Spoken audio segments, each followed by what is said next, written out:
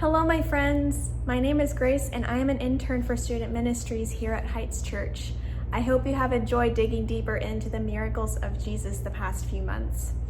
I love how in John chapter 21, verse 25, it says that Jesus did many other things as well. If every one of them were written down, I suppose that even the whole world would not have room for the books that would be written. I can't help but wondering what these things were. They could have been conversations he was having with his disciples or other people around him. Maybe they were other miracles, or perhaps he was spending time with his Father in heaven. Or maybe he was telling jokes. We don't know what these things were, but to think that he said so many other things and did so many other things that are not recorded in the Bible, I think that's incredible. And for today's devotional, I'm going to be looking at the story of Jesus' arrest in Luke chapter 22. I'm going to be reading the verses 47 through 53, but I will highlight the miracle that takes place in this story. I'm reading out of the NIV version. It says, starting in verse 47, while he was still speaking, a crowd came up, and the man who was called Judas, one of the 12, was leading them. He approached Jesus to kiss him, but Jesus asked him, "Judas, are you betraying the Son of Man with a kiss?" When Jesus' followers saw what was going to happen, they said, "Lord, should we strike with our swords?" And one of them struck the servant of the high priest, cutting off his right ear. But Jesus answered, "No more of this." And he touched the man's ear and healed him.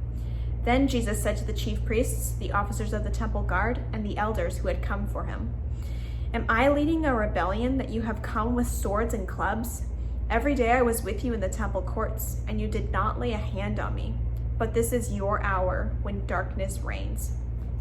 So I want to go back and highlight verses 50 through 51. And those verses say, "And one of them struck the servant of the high priest, cutting off his right ear. But Jesus answered, 'No more of this.' And he touched the man's ear and healed him." What stands out to me is that Jesus' actions and his response in this situation discouraged conflict. He brought healing to the person that was against him, and he showed this person love and compassion. He was a peacemaker when the situation could have become chaotic, and it definitely had the potential to become chaotic. And when the servant's ear was healed, Jesus gave that person a reason to believe in him, and he gave that person a reason to believe who Jesus said he was. And so Jesus' response in this situation gives us an example for how we are to respond in these situations. He showed us that we are to be peacemakers when the world wants us to react in harmful ways. And this is a demonstration of how we are to love our enemies and respond in ways that show them love and compassion.